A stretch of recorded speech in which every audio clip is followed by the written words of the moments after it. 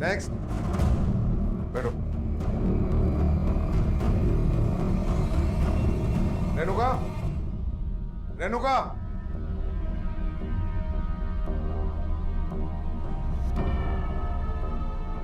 कुछ नहीं होगा, कोई दिक्कत की बात नहीं, ठीक है? क्या कर रही है तू यहाँ? समझे? पापा जी वो बस पूछ रहा था मरीज कि को भड़का रही है? नहीं नहीं पापा जी। चुप कर। और तू यहाँ इलाज करवाने आया, टाइम पास करने आया? तेनू पता है ना दवा खत्म हो गई है, चल जा अंदर लेके आ दवा।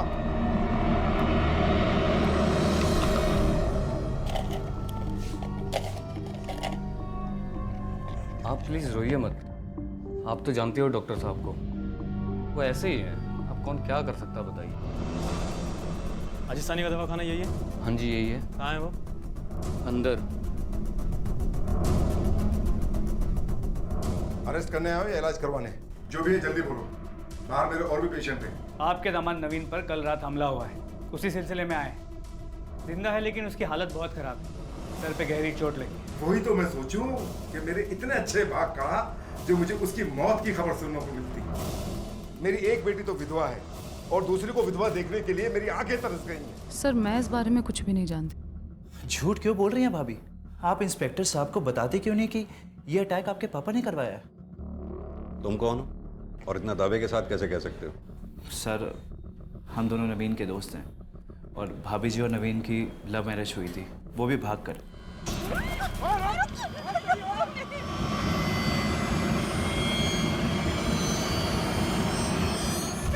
तुम लोग भी ना सही में किडनैपिंग कर रहे हो क्या? अब हटाओ ये सब, डर लग रहा है तुम लोगों को देख के।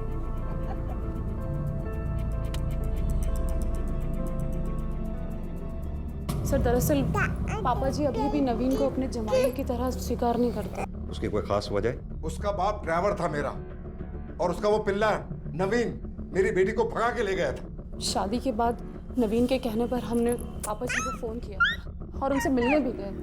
पापा जी मम्मी जी और दीदी नजर नहीं आ रहे? बाहर गई है, मैंने भेजा है और इन्हें बुलाया है तेरे इस दूल्हे की खातिर करने के लिए। देख क्या रहे हो? शुरू जाओ, तोड़ दो उसकी हड्डी।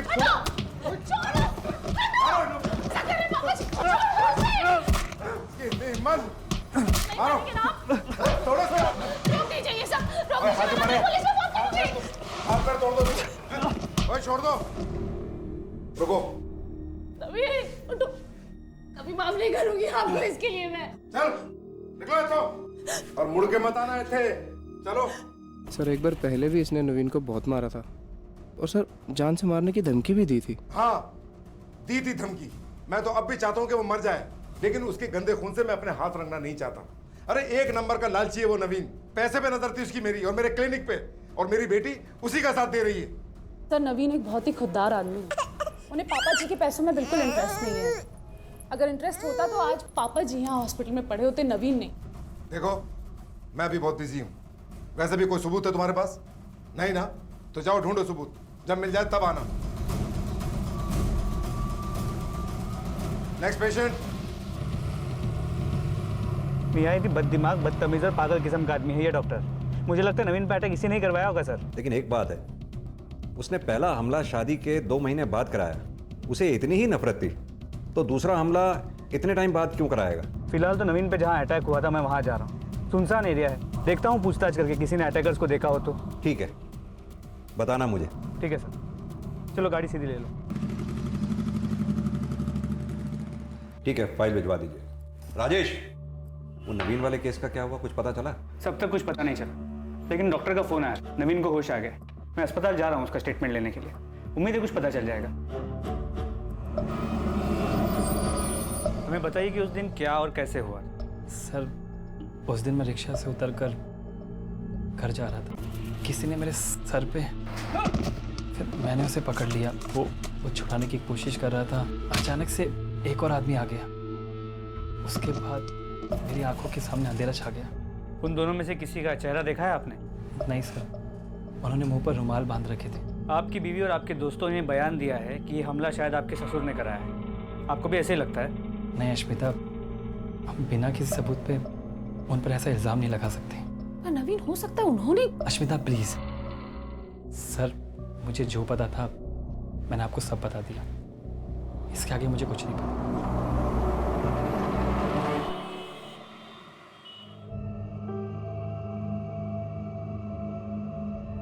तुम यहाँ इतनी सुबह? छिप कर आई हूँ। नवीन जी के बारे में सुना तो रहा नहीं गया। कैसे हैं अब? जब से इन पे हमला हुआ है मैं बोल रही हूँ चलो और चल के पापा जी के खिलाफ रिपोर्ट लिखवाओ। मुझे पूरी उम्मीद है कि उन्हीं ने किया है, पर इनकी महानता से परेशान आ गई हूँ मैं। बात महानता की नहीं है अश्मिता, मैं तुम लोगों की ये बिना वजह की लड़ाई खत्म कराना चाहता हूँ। और तुम अब गुस्सा छोड़ो, नहीं तो मैं ठीक नहीं होऊंगा। अरे क्या हुआ? हाँ? सर दर्द हो रहा है। मैं डॉक्टर को बुलाऊं? नहीं, तुम्हारी दी टेंशन से। बहुत नाटक करती हो तुम।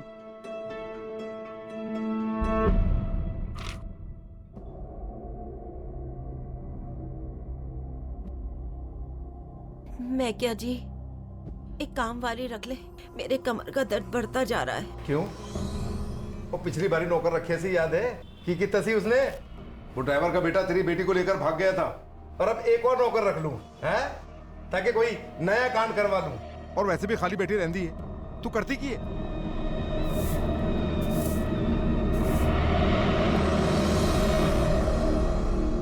कहाँ गई थी?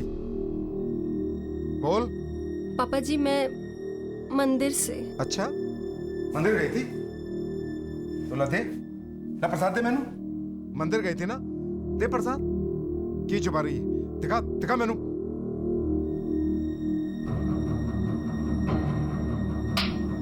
मेरे मना करने के बावजूद तू उस भगोड़ी और उस ड्राइवर के बेटे से मिलने गई?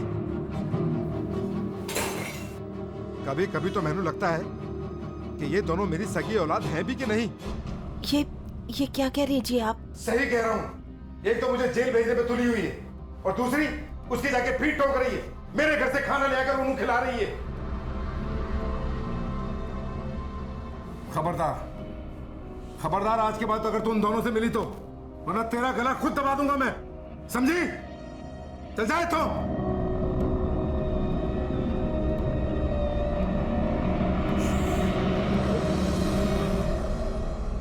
अब गलती नहीं करेगी, अब गुस्सा थूक दीजिए। ये हमदर्दी का नाटक मेरे साथ मत कर। तू भी ऐसी है। ये दोनों लड़कियां तेरी ही पैदाइश हैं। चल जा, अभी मेरा नहाने का पानी भर।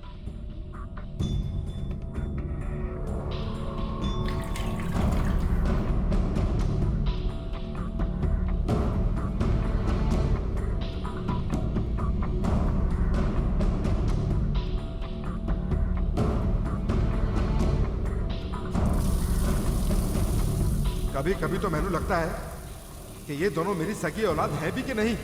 तू भी ऐसी है। ये दोनों लड़कियां तेरी ही पैदाइश हैं।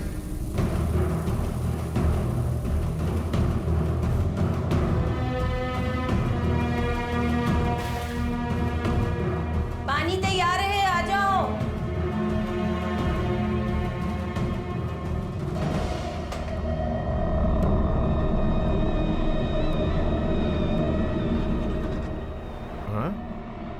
इसका टेस्ट अजीब सा क्यों है?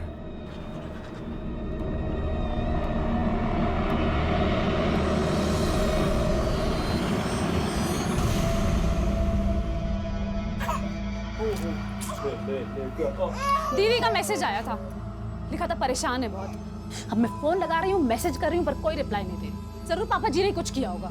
मुझे तो समझ में नहीं आता झेलती क्यों इस आदमी को, घर से क्यों नहीं निकल जाती? तो लेकिन जाएगी कहाँ वो? अरे पढ़ी लिखी है, अनपढ़ गंवार नहीं है, अपनी जिंदगी खुद जिए, फिर मुझे फोन कर करके परेशान करती हैं। और आज तो मम्मी जी भी मेरा फोन नहीं उठा रही है, दीदी भी नहीं उठा रही है। सुनिए जी, रेणुका कहीं भी नहीं दिख रही। पूरे घर में देख लिया, उसके कमरे में भी देख लिया। कहीं भाग तो नहीं गई अपनी बहन की तरह? कैसी बात कर रहे हैं जी? उसका सारा सामान कमरे में पड़ा है। अगर भागती तो सामान लेके नहीं जाती। सर जी। क्या बात है? रेणुका क्लिनिक पे तो नहीं आई? नहीं जी, मुझे तो सुबह से नहीं दिखी। तो फिर कहाँ जा सकती है? गई होगी अपनी बहन और जीजा के पास। आने दे आज उसे, उसकी टांगे तोड़ के रख दूंगा। मम्मी जी आप परेशान मत होइए। हाँ कुछ पता चले तो मुझे बताइएगा। हाँ ठीक, नमस्ते।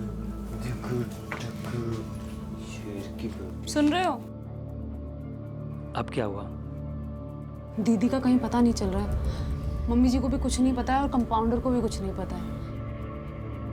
मुझे लगता है पुलिस में कंप्लेंट करनी चाहिए हमको, मुझे डर लग रहा है बहुत। नहीं जी सर, मेरा कोई हाथ नहीं है उसे गायब करने में। वो झूठ बोल रही है। तो आप ही बता दीजिए सच क्या है, कहाँ है आपकी बेटी? वो मैंने की पता, विधवा थी, चली गई अपने किसी यार के नाम फिर से घर बसाने के लिए। आप कह रहे थे आपकी बहन अक्सर परेशान रहा करती थी, कोई खास वजह? हाँ जी सर, ये है वजह। सर मेरी बहन ने भी मेरी तरह लव मैरिज की थी, पर उसकी किस्मत खराब थी तो शादी के 1 साल बाद ही एक्सीडेंट में उसके पति की डेथ हो गई। इस वजह से वो वापस घर आ गई, और जब वो घर वापस लौट के आई है ना सर, इन्होंने उससे भी उतनी नफरत की जितनी मुझसे करते हैं। लेकिन फिर भी उसको घर में रखा था मैंने। हाँ रखा था, पर किस तरह, याद है आपको? तेरे भागने का जितना दुख था मुझे, आज उतनी खुशी हो रही है तेरी उजड़ी हुई मांग देखकर। आना पड़ा ना, वापस आना पड़ा ना इस घर में। अब सुन, अगर तुझे इस घर में रहना है तो मेरे नियम से रहना होगा, वरना डूब मर किसी कुएं में, कूद जा, मैंने कोई फर्क नहीं पहनता। सर जब नवीन हॉस्पिटल में एडमिट थे तब दीदी उन्हें देखने आई थी, और तब दीदी को जान से मारने की धमकी दी थी पापा जी ने। मुझे तो लगता है इन्हीं का हाथ है, आप पता लगाइए। हाँ, मरवा दिया मैंने उसको, और मैंने तेरे पति को मरवाने की कोशिश की थी। मुझे और कोई काम धंधा थोड़ी है, रोज सुबह उठता हूँ, नाश्ता करता हूँ और निकल जाता हूँ कत्ल करने के लिए, है ना? देखिए साहब, इस सब नाटकबाजी के लिए आपके पास टाइम होगा, मेरे पास टाइम नहीं। जब तक मेरे खिलाफ कोई ठोस सबूत हो, प्लीज मुझे परेशान मत करना। सानी साहब, अपनी आवाज और अपने अंदाज को जरा शराफत के दायरे में रखिए। मुझे अपनी दवा बेचने की कोशिश हरगिज मत करना। जब जब हमें आपकी जरूरत पड़ेगी आपको बुलाएंगे, और आप आएंगे भी। अगर नहीं आए तो आपको उठा के लाएंगे, समझे? हमने आपकी FIR दर्ज कर ली है, जैसे ही कुछ पता चलेगा आपको इन्फॉर्म कर देंगे। Thank you sir. Thank you. ये आदमी बहुत अजीब है। सही कह रहे थे, इस आदमी के घर में एक के बाद एक 2 वारदातें हुई। पहले नवीन पे अटैक, फिर बड़ी बेटी गायब। कुछ तो मसला है। एक काम करो, इसकी फैमिली के बारे में जरा आसपास पूछताछ करो। जी सर।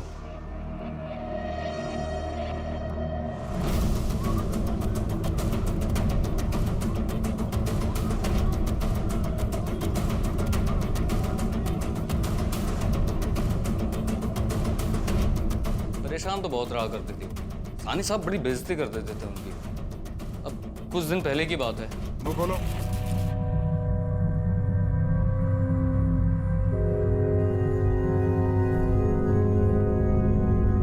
अब कौन से राजकुमार के सपनों में खोई है मरजानी?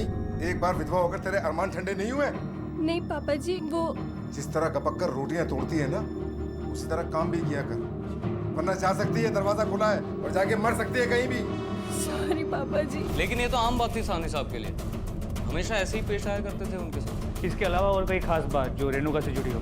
नहीं साहब, ऐसा तो कुछ नहीं था।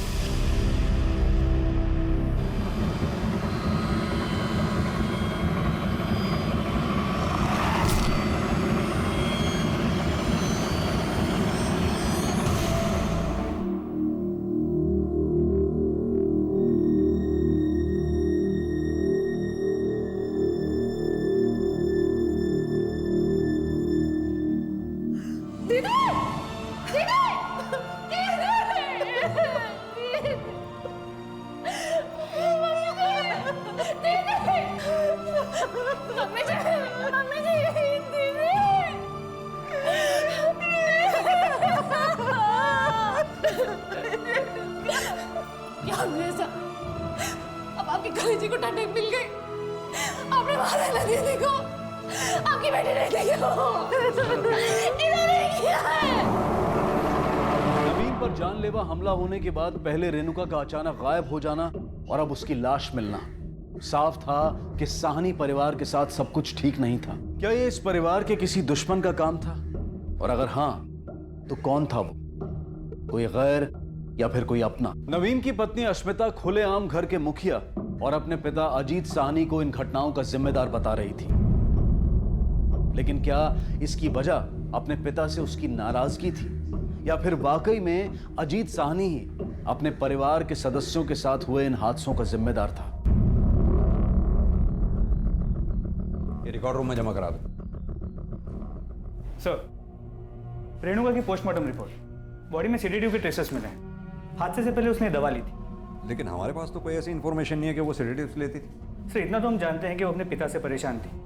फ्रस्ट्रेशन में उसने जान देने के बारे में सोची हो। हिम्मत ना जुटा पाई तो दवा लेके गाड़ी के सामने कूद गई।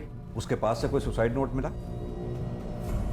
सर ये रेणुका का फोन है जो हमें इसके रूम से मिला है। सर इस फोन से एक नंबर पे काफी कॉल्स किए गए हैं। किसका नंबर है? सर इसका नंबर है ये। बुलाओ उसे। Okay sir. जी हाँ सर, मैं रेणुका से बातें किया करता था और हम लोग कई बार बाहर भी मिले थे। वो अकेली थी और पापा जी के रवैये के चलते काफ़ी परेशान रहा करती थी। उन्हें संभालने के लिए मैं... तुम्हारी वाइफ को मालूम है तुम्हारी ये सो कॉल्ड संभालने वाली मुलाकातों के बारे में? जी नहीं सर, वो अपनी फैमिली को लेकर पहले से काफ़ी परेशान रहा करती है, तो इसलिए मैंने उसे कुछ भी नहीं बताया। हो सकता है रेणुका और तुम्हारे बीच में अफेयर रहा हो। उसने इस बेनाम रिश्ते को नाम देने की बात की हो और तुमने मना कर दिया हो। इसके चलते उसने सुसाइड कर लिया हो। सर ऐसा कुछ भी नहीं था। हमारे बीच में ऐसा कोई भी रिश्ता नहीं था। मैं अपनी बच्ची की कसम खाकर कहता हूँ, आप मेरा यकीन कीजिए। अगर मुझे तुम्हारी कहानी पर यकीन करने की कोई वजह दिखाई दी तो ठीक, वरना मैं तुम्हें फिर बुलाऊंगा। अभी तुम जा सकते हो। जी सर।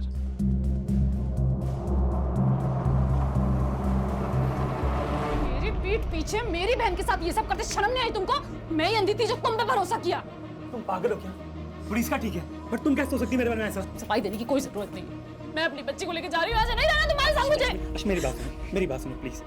मैं अपनी बच्ची कसम खाकर कहता हूँ, ऐसा कुछ भी नहीं। मैं सिर्फ तुम्हें प्यार करता हूँ और किसी को भी नहीं। बस मेरा यकीन करो प्लीज।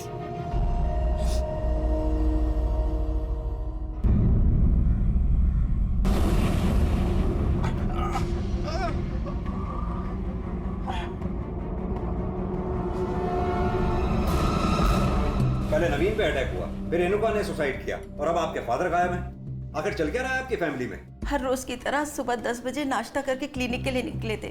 फिर कंपाउंडर का 11 बजे फोन आया कि हेलो। मैं परेशान हो गई क्योंकि वो क्लिनिक के लिए ही कह के निकले थे। मुझे लगा शायद किसी काम से गए होंगे, लेकिन जब शाम तक कोई खबर नहीं आई तो मैंने अश्मिता को फोन किया। हेलो अश्मिता। ठीक है, अभी तो आप लोग जाइए। जैसे ही हमें कोई खबर मिलेगी आपको इन्फॉर्म कर देंगे।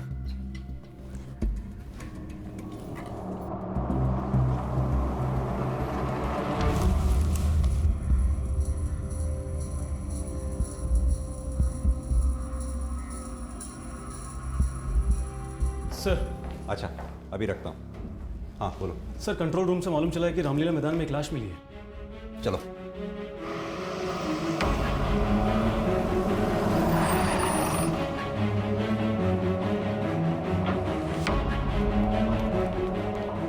सर मैंने ही आपको फोन किया था, ये लाश मिली। ये तो अजीत सानी है। एक काम करो, आसपास देखो जरा, कुछ मिलता है क्या? हर्ष, एम्बुलेंस को कॉल करो, बॉडी को पोस्टमार्टम के लिए भेजना। आप लोगों में से किसी ने देखा इसे कोई डाल के गया हो या कुछ? सर उनकी गाड़ी गार्डन में खड़ी है। हर्ष आओ जरा।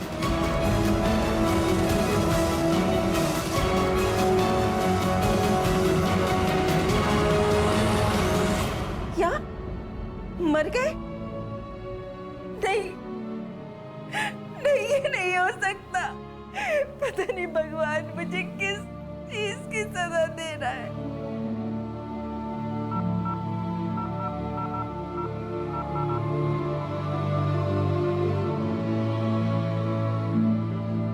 हेलो मिसेस शर्मा, आपके यहाँ वो काम वाली बाई आती है ना, उसे जरा प्लीज भेज दो।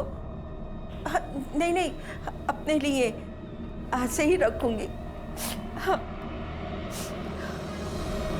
छोड़ दो प्लीज, छोड़ दो मुझे, प्लीज छोड़ दो मुझे।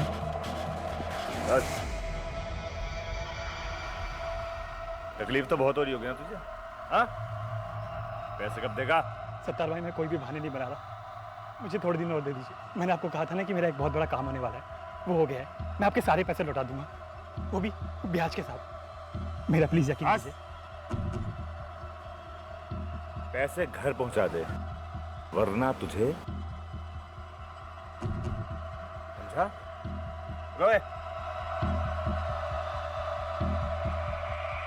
सर पोस्टमार्टम रिपोर्ट के मुताबिक अजीत की मौत हार्ट अटैक से हुई थी। शक की कोई गुंजाइश नहीं। केस को आगे इन्वेस्टिगेट करने के लिए हमारे पास कोई लीड नहीं। हर्ष, अजीत के केस में कुछ गड़बड़ जरूर है। अजीत मेडिसिन की फील्ड से था, भले ही उसके पास डॉक्टर की डिग्री नहीं थी, लेकिन उसके पास नॉलेज थी। फिर वो हार्ट अटैक के साइंस को कैसे मिस कर सकता था? उसके पास मोबाइल फोन था, एटलीस्ट मदद मांगने के लिए वो किसी को फोन करके कोशिश तो कर ही सकता था। इसके अलावा वो घर से क्लिनिक के लिए निकला, बिना किसी को बताए घर से इतनी दूर रामलीला मैदान कैसे पहुंच गया? एक के बाद एक घर में 2 मौतें होना, ऐसा कुछ तो है जो इस फैमिली में नॉर्मल नहीं है। सर अजीत की जेब से माता के मंदिर की पार्किंग स्लिप मिली थी, हो सकता है वहां से कुछ पता चले। कौन सा मंदिर? झंडे वाला। ठीक है, आओ चलें।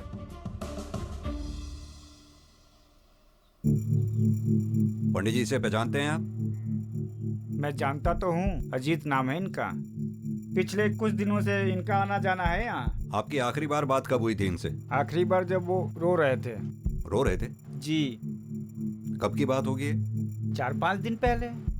भगवान की मर्जी के बगैर इस दुनिया में पत्ता भी नहीं हिल सकता। जो आपकी बेटी के साथ हुआ है, इसमें भी शायद उसकी कोई मर्जी होगी। और इसमें आपका कसूर कहाँ है? नहीं पंडित जी, सारा दोष मेरा है। बरसों पहले मेरे से एक पाप हो गया था, जिसका श्राप मैनू लगा है। शायद इसीलिए मेरे साथ ये सब हो रहा है। व्यर्थ चिंता मत करो, सब ठीक हो जाएगा। मतलब ये जो अजीत अचानक मंदिर जाने लगा, इसकी वजह रेणुका की मौत नहीं, बल्कि उसी के पापों का गिल्ट, जिसके बारे में उसने उस पंडित को बताया। क्योंकि जिस दिन उसकी मौत हुई उस दिन भी वो मंदिर गया था। क्या टाइम बताया था पुजारी जी ने? सर 10:30। 10:30। मंदिर से मैदान की दूरी है 45 मिनट और अजीत की मौत का समय है 11 बजे। इसका मतलब उसकी मौत ना तो मंदिर में हुई है ना मैदान में। उसको जब हार्ट अटैक पड़ा तो वो रास्ते में था। अब सवाल ये है कि हार्ट अटैक में वो गाड़ी चलाकर मैदान तक पहुंचा कैसे? जरूर उसके साथ कोई था जो गाड़ी चलाकर मैदान तक गया, उसकी लाश वहां फेंकी और वहां से चला गया। सर यानी ये वो शख्स है जिसे कभी अजीत ने नुकसान पहुंचाया था? बिल्कुल हो सकता है। अब सवाल ये उठता है कि वो शख्स है कौन? अजीत ने मंदिर के पुजारी से कहा था कि उससे एक पाप हुआ है और उसी की वजह से उसके परिवार के साथ ये सब हो रहा है। ऐसा क्या किया था अजीत ने और किसके साथ? अगर ये पाप वाली थ्योरी सही थी तो कौन था वो शख्स? कोई गैर था या उसका कोई अपना?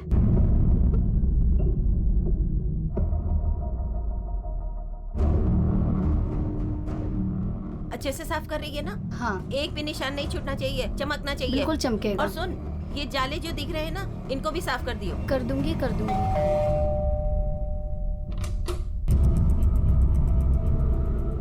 तुम लोग? जी हाँ, इतना सब होने के बाद आपको अकेला छोड़ना हमें ठीक नहीं लगा, इसलिए चले आए।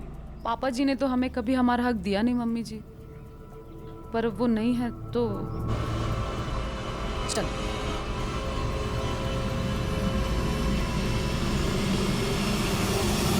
नहीं सर, सानी साहब बड़े कड़वे आदमी थे, किसी से ढंग से बात तक नहीं करते थे, लेकिन ऐसी कोई दुश्मनी नहीं थी उनकी किसी से। कोई और बात? क्लिनिक में कभी कुछ ऐसा हुआ हो जो रोजमर्रा से अलग हो? नहीं सर, मेरी जानकारी में ऐसा कुछ नहीं। ठीक है, वो मुझे पेशेंट्स की लिस्ट दे दो।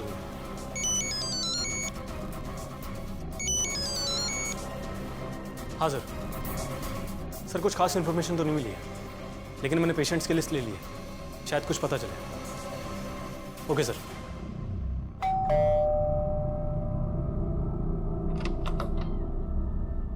मैडम ये सरला जी का कुरियर है।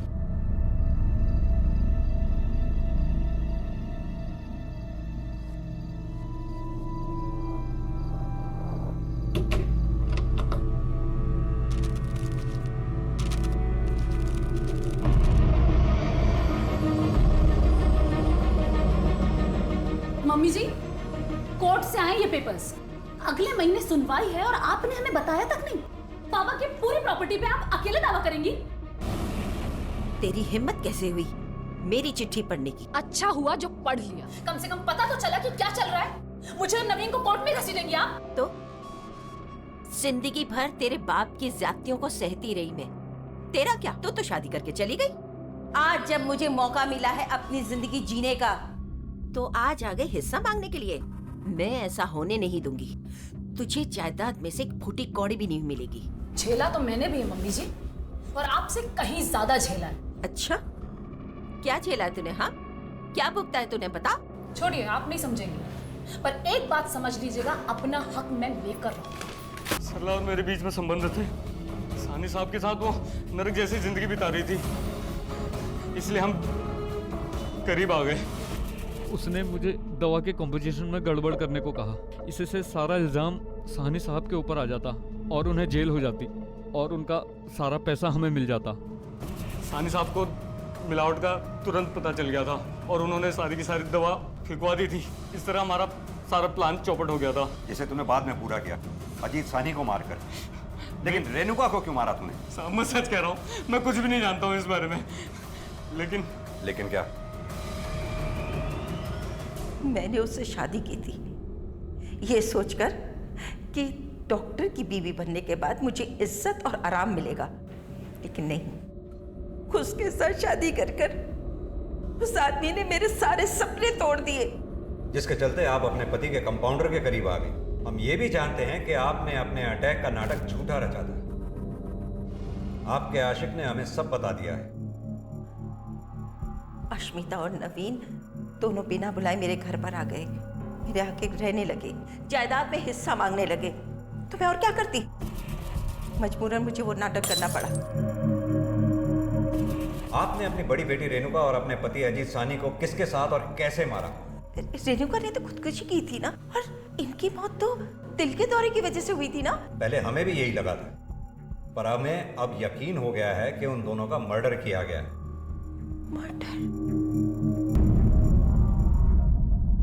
ये सरला की इंटेरोगेशन से कुछ हाथ नहीं लगा? कॉल रिकॉर्ड से भी कुछ नहीं मिला। सर, मैंने रेणुका और सानी साहब का खून किया है।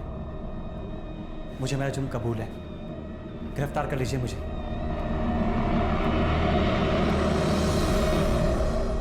ये बताओ, ये कन्फेशन सडनली क्यों? मैंने मार्केट से कई लोगों से पैसा उठाया था ब्याज पे, और मैं उसे चुका नहीं पा रहा था। कर्जदारों ने जीना मुश्किल कर रखा था मेरा। उन्हीं में से किसी एक पार्टी ने मुझ पर हमला कराया था उस दिन। ये बात मैंने आपसे और मेरी पूरी फैमिली से छुपाई, क्योंकि मैं नहीं चाहता था कि अश्मिता के पापा को एक और मौका मिले इसे टोकने का।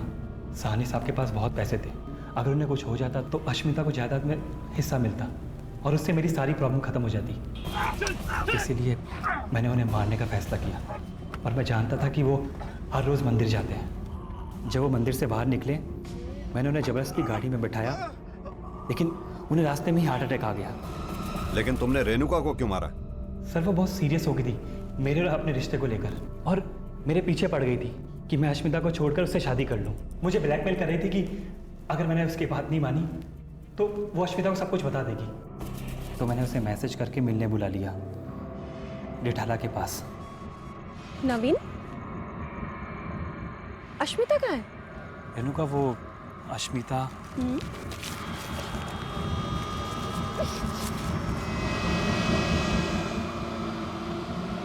मैंने उसे नशीली दवा खिला के गाड़ी के नीचे कुचल दिया, ताकि सबको ये लगे कि ये एक एक्सीडेंट केस था। अच्छा, जिस दवाई से तुमने रेणुका को बेहोश किया था, उसका क्या नाम था? सर, वो दवाई, उसका मुझे नाम याद नहीं है। अच्छा, ये बताओ, तुमने अजीत को कहाँ मारा था और कितने बजे?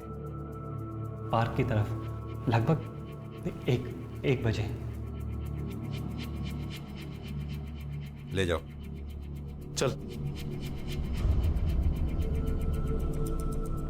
हर्ष, ये नवीन झूठ बोल रहा है। इसने ये कत्ल नहीं किया, क्योंकि इसे ये भी नहीं पता कि रेणुका को बेहोश करने के लिए क्या यूज किया गया था। अजीत साहनी और रेणुका को, पर आपको ये कभी पता नहीं चलता अगर नवीन ये सब नहीं करता। हमें पहले से ही यकीन था कि ये मर्डर तुमने ही किया है, और ये भी कि इस मर्डर में तुम अकेली नहीं हो। कौन था तुम्हारे साथ? नवीन के दोस्त विक्की और सनी। लेकिन अपने ही पिता और बहन का मर्डर क्यों किया तुमने? पैसों के लिए? पैसे? दुनिया के सारे पैसे भी मिला लो ना सर, तो वो घाव नहीं भर पाएंगे जो मेरे पापा जी और मेरी बहन ने मुझे दिया। कैसा घाव? क्या किया था उन्होंने तुम्हारे साथ? तब मैं सिर्फ 11 साल की थी। मुझे डांस का बहुत शौक था। पापा जी मना करते थे लेकिन फिर भी मैं रोक नहीं पाती थी खुद को।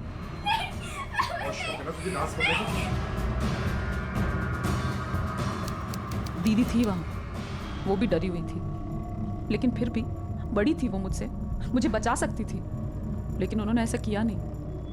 इस बात को तो कई साल बीत गए, फिर बदला इतने साल बाद? क्योंकि मैंने जिंदगी भर अपने आप को रोक के रखा था।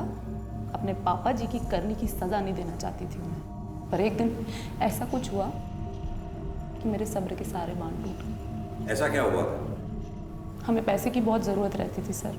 नवीन के पास कोई पक्का काम नहीं था, टेम्परेरी जॉब थी। उसी बीच हमारी बेटी भी हो गई। नवीन के ऊपर बहुत कर्जा बढ़ गया, लेनदारों ने हमारा जीना मुश्किल कर दिया। इन हालातों में अपने पापा जी के आगे हाथ फैलाने पड़े। बहुत ज़्यादा ज़रूरत है, मेरी छोटी सी बच्ची है। पापा जी, मम्मी जी, आपको भी मेरी हालत देख के तरस नहीं आ रहा? कुछ तो बोलिए। दीदी, तुझे तो बड़ी अकड़ थी ना अपने पति पर और अपने लिए हुए फैसले पर। उनकी होया आना पड़ा ना मेरे पास भीख मांगने के लिए, तो वक्त की रोटी भी नहीं खिला पाया तेरा वो नवीन। उस दिन मेरे सब्र के सारे बांध टूट गए।